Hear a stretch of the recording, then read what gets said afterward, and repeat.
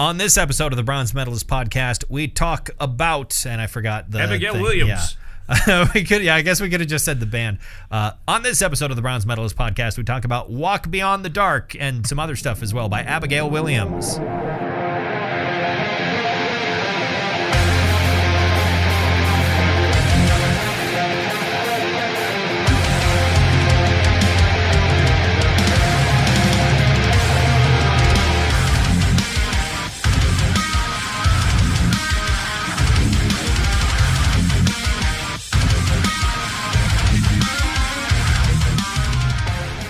Welcome to another episode of the Bronze Medalist podcast. I'm Kale. I'm OJ. We're two professional broadcasters. We like metal, and we like to talk about it. And today, we're technically finishing up January. The name of the band is Abigail Williams, which might make you think, is Female February starting?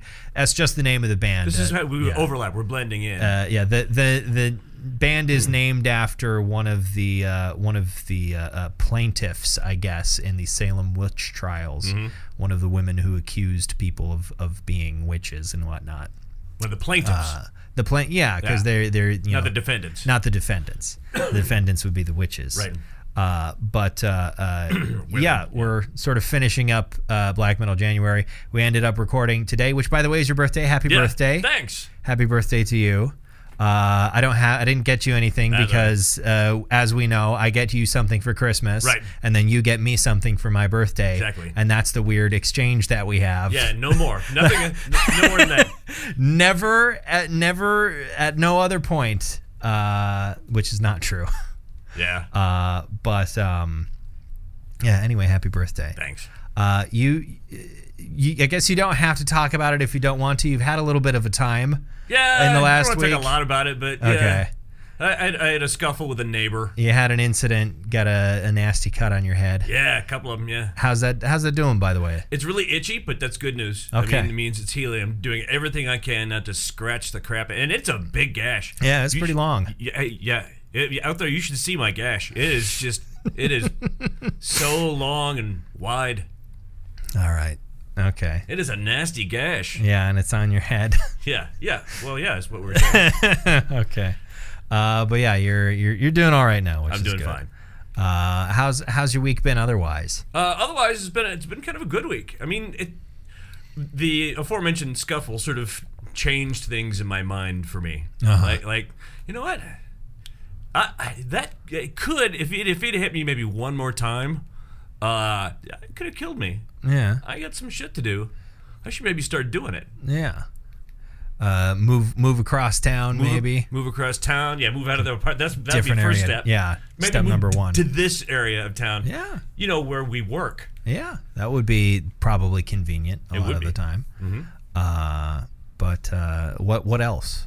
I want to start writing again. Oh, okay. I want to start writing. I want to maybe get that voiceover operation up and running. Yeah, you got the computer now. Yeah, I do. You got the computer. You got the skills. You got the software. Sky's the limit, as they say. It is. But can you fly? Sure. People always say the sky's the limit. It's like, do I look like I have wings? I can't jump for shit either. Yeah. Well, I've made some. They're wax. You've made some wax wings. I won't get too close to the sun. With your uncle. Yeah. Daedalus. Daedalus was Icarus's uncle, right? Not his son, not his dad? No, I think it was his father. Is that true? I don't know why it's in my head that was his nephew. Which then I mean, letting your nephew fly too close to the sun does sound like some classic uncle shit. Well, but his warning was against him flying too close to the sun. Yeah, I suppose. Yeah, he did try to stop him, and then failed. Right. Family of Daedalus. Let's see, his parentage. Yada yada yada yada. Okay, what about this Icarus? Is really exciting. What about Icarus? Yeah. Welcome to the mythology corner. Yeah. Icarus. He was the son of the master. I don't know why I thought he was the nephew. I don't know. He's the step nephew. The step nephew? Yeah, not really related. My brother's stepson. Right. Here, I made these wings for you. See if they work? Yeah. Why don't you give them a try, kiddo? Yeah, go up on that cliff. I'm going to stand over here. I'm going to count to 3. You'll be all right. Don't worry about it. I'm trying to think. I don't think I've done anything of note over the last week. Oh, I did re-download and start playing Doom Eternal the other night. Really? Because I've just I'm like out of games right now, and I'm not like while I'm spending money on like Warhammer stuff, I'm not buying new games on like my PC or my PlayStation. And so I was like, what do I have that I haven't played in a while? And you had offloaded it? Yeah, I uninstalled it. It's not a small game. Right. And for PS5, is that what you have it on? Or? No. Oh, you have it on my PC. Oh, okay. Because I didn't have a PS5 when it came out. I suppose. In 2020, came out 5 years ago. Yeah. God damn it.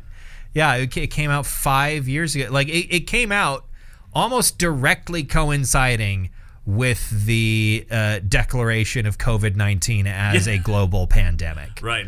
And that's kind of what I did for the first 4 months of COVID, was just play Doom Eternal. We weren't working from home, but it's not like any of us. We didn't start working from home until November. Was it November? Yeah, because that's when it started to get bad here.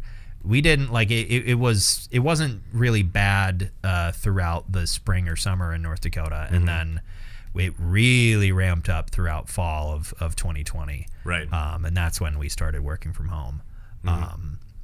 But by that point I was playing Valheim, which I definitely didn't play at all during work hours. No, definitely never. No. I would never do something like that. Never played video games during work hours. Nope. There's never a case where we voice tracked an entire show in 15 minutes and then spent the next 3 hours.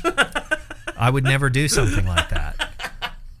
And the statute of limitations, such as it is, has passed. Exactly. And there certainly was never schnapps in the coffee. Exactly. Yeah. I don't know if I've ever had schnapps. I think I have. I don't. Okay. I don't know if I haven't had regular schnapps. I think I've had like pre-flavored like root beer schnapps or something like that. Right. I mean, they're all pre-flavored. I guess they are, aren't they? So yeah, I guess I have then. Yeah. Beer schnapps, peppermint schnapps. I think peppermint is the one that in my head I'm like, that's the standard schnapps. Yeah, is I think peppermint. So. I don't think I've had peppermint schnapps, but I've definitely had root beer. Or butterscotch schnapps. Or maybe it was butterscotch. Now that you say that. It's not. This was probably back in college. I know it was back in college, and it was probably one of the situations where somebody who lived on campus left the bottle at our apartment, and I was like, and me and my roommate were both like, "Well, that's ours now. I guess we're drinking it. If you leave it here, we're gonna drink it, and we cannot guarantee that it will be there next time you come over." Like. That's the charge for leaving alcohol at our place is we get to drink it. Yeah, and I think that's sort of an unspoken rule, if not spoken rule. But yeah. I mean, if you leave like the rest of your 12-pack, in a college dorm room, don't even pretend like you think you're getting it back. Don't expect to see that again. Right. That's foolish. Yeah, that's probably the last time. I know that's the last time I had schnapps, because since then I've been almost exclusively buying alcohol for myself, and I don't know if I would have gotten schnapps of my own accord. Generally, if you ever something called snowshoe. Snowshoe. It's a watered down peppermint schnapps. It's one of those things where it's like 25 or 20% alcohol. Is it the sort of thing that you would expect to be in a cask carried around a Saint Bernard's neck? Yes. Is that traditionally that was either schnapps or was it brandy? Yeah, brandy. It was like one or the other usually. I think schnapps or brandy. That's another thing I need to do. I haven't done that in a long time. Pet a Saint Bernard. That too, but bust out the still. Make some alcohol. Do some moonshining. Yeah. Them revenuers don't come around. Long damn revenues don't come around. Do some moonshining. Yeah. Like maybe restrict it to beer. It's probably safer in an indoor setting. Sure. Than distillation.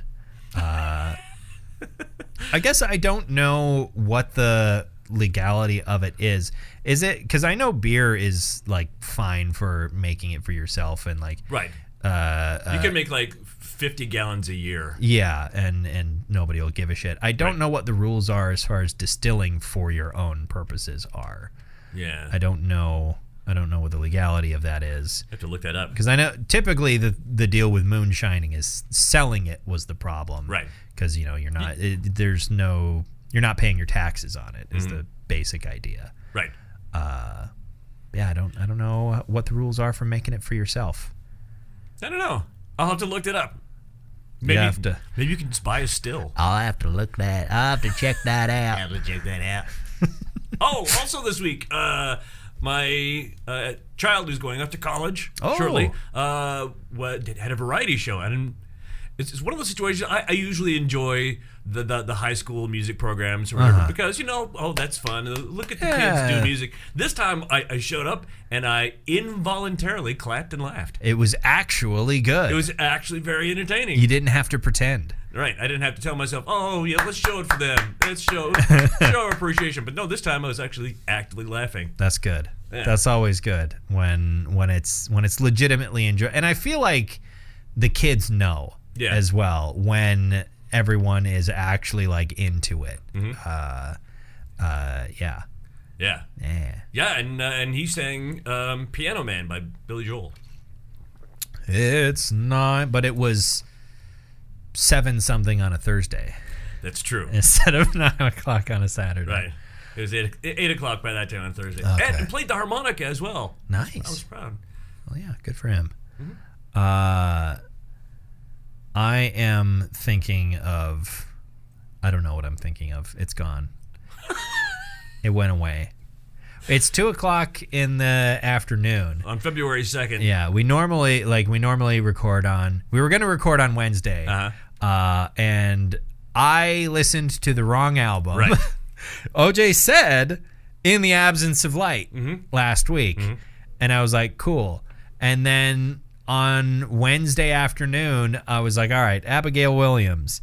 And I scrolled through the albums and I saw a title that had something to do with darkness or whatever. I was like, oh, that must be the one. Yeah. And I listened to it. And then about 15 minutes before we were supposed to record on Wednesday, I was in like, my car. I'm going to check on, I was just like, let me check on that. Oh no. I listened to the totally wrong one. I feel like I just got pulled in to Walk Beyond the Dark, which is their latest album from 2019. Yeah, 2019. I listened to that one. Yeah. Again. And that's the one we're going to talk about. Yeah. I got pulled into that one partially because I saw the name and it was like, that sounds like what OJ said. And also I saw the album art and I was like, oh, that's got to be Mariusz Lewandowski art, like very distinctive art style. He's a Polish artist that died a couple of years ago. What? I thought he was an intern at the White House. Yeah, Monica Lewinsky. The album art was done by famous Polish surrealist artist Monica Lewinsky, who died a couple of years ago. Mariusz Lewandowski did the album art for Mirror Reaper. Also has... I think they were just paintings, right? Like he didn't specifically do pretty much any of these as like art for a specific album. It was almost always like just a painting that he did that bands were like, hey, could we use this painting as our album art? And he was seemingly very happy to allow many different bands to do so. I think there was some Mizmor albums that use his art. There is the first EP that Will Ramos was on with Lorna Shore uses an art piece of his. And his style is very reminiscent of another Polish surrealist artist who died significantly earlier, which is Zadyslaw Bekinski or Bekininski. I can never remember. There's a lot of vowels and consonants. And they all end in ski. Yeah. So I saw the album art and I was like, oh, that looks like exactly my sort of thing.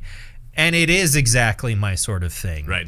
Walk Beyond the Dark is a very me album. It's got, this album has everything. Dan Cortez.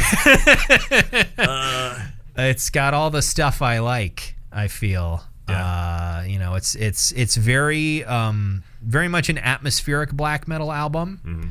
And this band is a band that has been kind of accused throughout their career of sort of being kind of trend hoppers.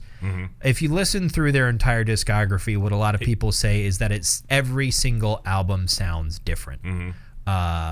And people kind of tend to, associate that with like, oh, they're just chasing whatever style is popular at the time. Like they started out as like a metalcore band essentially. With some before they recorded, and then they started bringing in some like Swedish death metal sounds, and before they started bringing in some symphonic black metal. The album that we were going to listen to, which is In the Absence of Light, their second album, is kind of a thrashy or thrash influenced sort of. Maybe not all of the hallmarks of like a symphonic black metal album, but the songwriting reminds me a little bit of like a Dimmu Borgir without quite so much keyboard. Right. Their first album was definitely symphonic black metal. Yeah. And then their second album that sort of broke away from it, and then this album. By the time we get this is their fourth album, I think. By the time you get here, it's very much like an atmospheric black metal sound. And yeah, I mean, as we've discovered, I think as the years have gone by, that's very much a genre that I like and enjoy. And there was a lot of really good like guitar solos on here. Yeah. Very. By the way, about the band, a little bit more about the band. The only permanent member of the band at this point, the only remaining founding member. Is a guy named Ken Bergeron, who goes by the stage name still Ken, but instead Sorceron. If you look at their list of members and former members, that's huge. Holy Jesus Christ! A lot. There's so many different people have come and gone as the years have gone by. Which would also explain a change in sound as well. Like, different people bringing their interpretations and their influences and whatnot to the table. I feel like I was, reading through and skimming through a number of reviews, and a lot of reviewers, when talking about this album, the first sentence was almost like, sometimes you're proven wrong. Or I feel like there were a lot of critics who sort of their opinion of the band before this album was kind of like, they're all right. They're nothing special. They're okay. It's kind of just a generic US black metal band.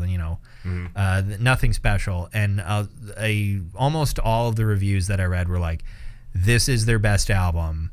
And we sincerely hope that they continue to build off of this and don't shift to something completely new the next time. Like they've found something that really works and has paid off.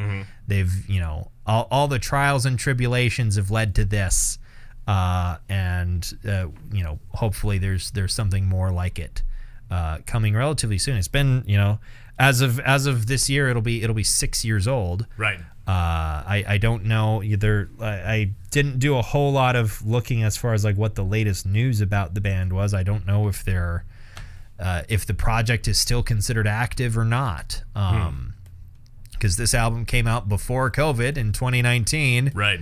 So what, who's to say what happened if they toured? The band seems to, it's only Ken at this point as a permanent member of the band. Everyone else is considered a live member or a studio member. So, hired gun of some sort. Yeah.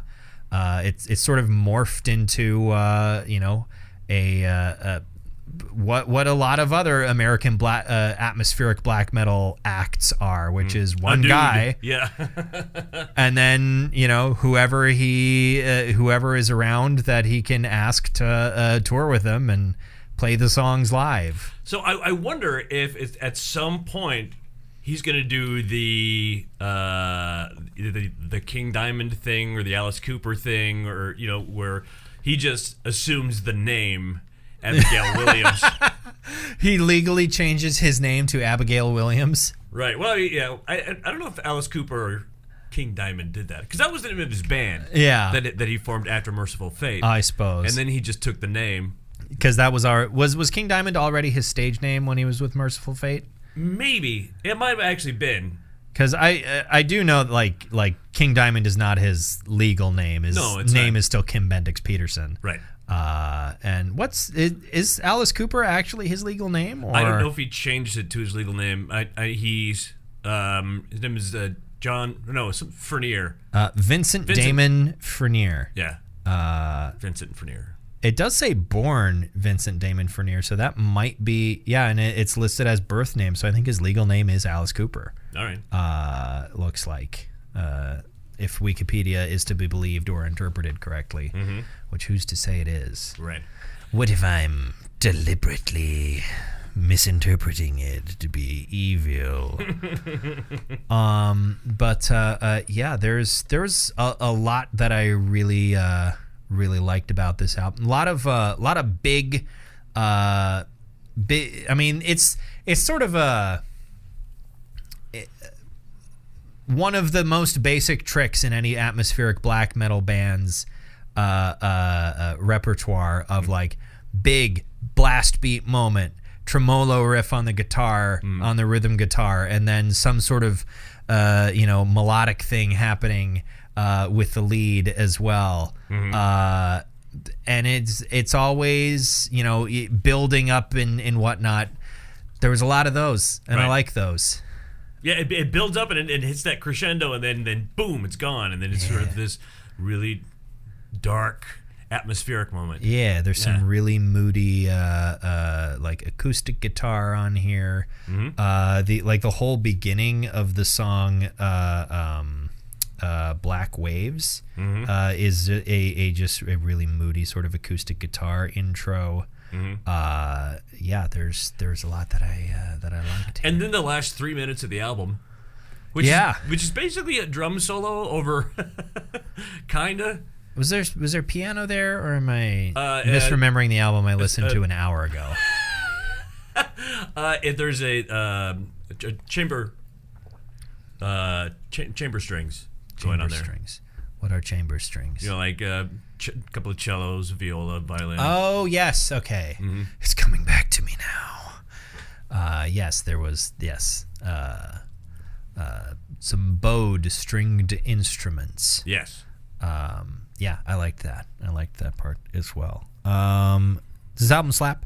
Yeah. Yes, it does. Indeed, it does. So this album came out to about a 78%. Okay.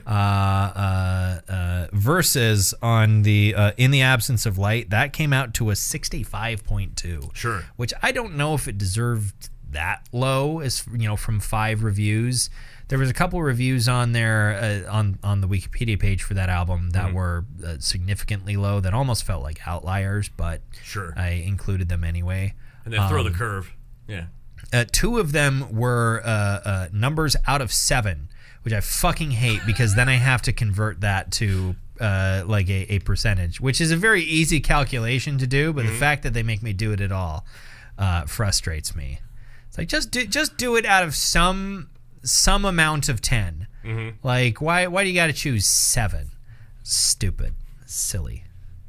Even out of 5 is better than out of 7. Oh yeah, out of 5 is fine. You just double the value, and you're good. You got a percentage. It's easy. This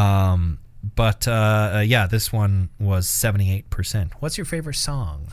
I think the aforementioned Black Waves. Yeah, Black Waves is really good. The first time I listened to this album, mistakenly, It was one of those experiences of like, oh, I really like that. I can see that one being my favorite on the album. And then the next one came, and I was like, oh, I really like that. I feel like I can see that one being my favorite on the album. And like every song had something, something kind of new and something that I could latch on to. But I do feel like, and I almost agreed with what you're about to say. Well, no. Really? I guess I don't know what you think I'm about to say. Like I do like the last song a lot, which is typically, a lot of times on these kinds of albums, I'm a sucker for that big last song, that album crescendo. That album crescendo. My favorite song, I think overall, is actually Ever So Bold. Oh, sure. That's a great song. That one, I think that's the one that stuck out most to me the first time I listened to it, and re-listening to it today. It also sort of stuck with me as well. Like, it's got everything. That song has everything. Big riffs. Dan Cortez. Human luggage. Human luggage. Anyway. I don't even want to repeat what that doesn't hold up now. I think that was part of the point too with that bit, is there was I think stuff in there that wasn't totally okay at the time even, but that was just kind of the character of like that sort of weird part of the New York club scene where everyone is, everyone's an unconventional orientation, and there's absolutely no thought given to like, whether or not something's going to be offensive. Right. The Stefan character from SNL. Yeah. The Bill Hader. Some of Bill Hader's greatest work. Barring perhaps Barry, which I do need to catch up on. Really, you haven't finished watching it? I think I haven't seen past season 2. Really? Because I watched the first 2 seasons back in the day. Yeah. When you could subscribe to watch HBO shows on Amazon Prime. Oh, sure. Like they had a deal where you could watch HBO shit on Prime, and then Max came out, and that deal went away. Every time we talk about it, it's all. I know it's all. You're always like, yes. When my son started a streaming platform, like when that came out, that went away, and there was also a big gap between season 2 and 3 because I think COVID happened in there and all that. So I just never got back around to it because now it wouldn't be all that. There are so many shows that I really want to watch, but they're on a streaming service that I don't subscribe to, and I'm like, I could ask a friend to use their account, and I'm sure they'd be fine with it, and I know they would be fine with it. But then I have to ask, and I don't like doing that. But I also don't want to subscribe to it myself. Right. So I get stuck in this loop of like really wanting to watch the thing and not doing it. I have it. But now I have to ask. You don't want to do that? Exactly. Like there are a couple of like animes on Netflix that I really want to watch. Yeah. That I haven't because I don't have Netflix. I have it. Yeah, but then I'd have to ask. Yeah, there are a couple that Max and I were debating watching last night. Because after we by the way, we binge watched season 2 of Squid Game yesterday. We just finally got there. How was that? Really good. That's good. It's a good show. I mean, I judged it based on the first episode. Okay. Like when it first came onto Netflix, and I watched it, I'm like, this is way too annoying. And plus, I watched it in English. Oh yeah. With the dub. No. And it does not. It was grating. I got about 20 minutes in. I'm like, no, I can't do this. And then Max made me sit down and binge watch the first season a couple of weeks ago. In Korean instead? In Korean with subtitles. Yeah. And wow. It just completely gets better. And it's nightmarishly violent. Yeah. Yeah. I feel like dubs of live action shows are just never it's always going to feel wrong. Yeah. It's not going to fit. Like you can't lip sync it the way that you can do with animated stuff. Mm-hmm. Like, I'm not really an anime person, so I don't have a strong opinion about subs versus dubs. Yeah. But like, as long as you've got a good cast and a competent voice director, I think dubbing it can always be good In anime. Anime, yeah. Yeah. But live action, it just doesn't translate like that. It's you're always going to know that's not what that guy sounds like. Mm-hmm. I can see that real human's face and see their lips move and know he's not saying those words. Yeah, and there's some really good acting in this show. I mean, some great, even if I don't speak Korean, but their emotions, the tone of their voice fits with their face and their body language, and if the tone of voice doesn't do that, then it rips you out of the scene. Yeah, it's just weird. I don't know.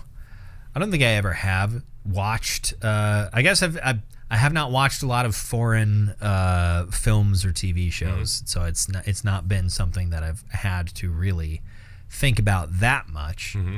But I don't know if I would ever even try to watch a live action show with an English dub. I feel like it'd just be weird. It is weird.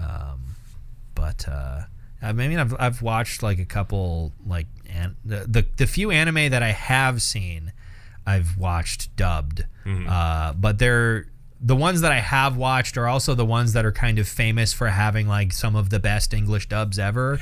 Like the English dub, like everyone loves the English dub of Cowboy Bebop. Oh, of course. Like that, it's the show that gave us Steve Bloom. Like, where you can't go wrong with the dub of Cowboy Bebop, or like Full Metal Alchemist. Mm-hmm. I haven't seen the original Full Metal Alchemist anime. I watched Brotherhood because it's much longer and also was made after the manga was finished. Mm-hmm. It was always the concept of the original anime was always confusing to me because they started making it when only like the first chapter of the manga was finished, and then just came up with their entirely own story after they passed what was already published. Mm-hmm. And it's like it diverges pretty significantly from where the manga ended up going.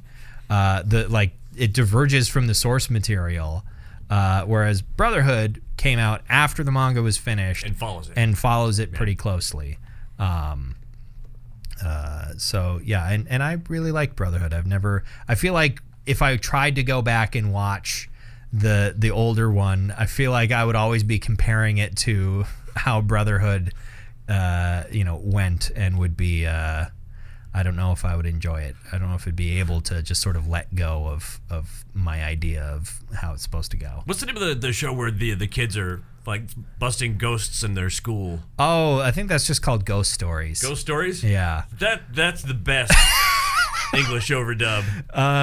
There was a show. I don't remember the full story, but there was it was a show where these school kids have this club, and they investigate like ghosts and stuff, and there's all classic like Japanese ghosts and demons and yokai and stuff like all that. And when they sent it over to the U.S. to be localized and get an English dub, they didn't send any instructions whatsoever. They were not given a translation.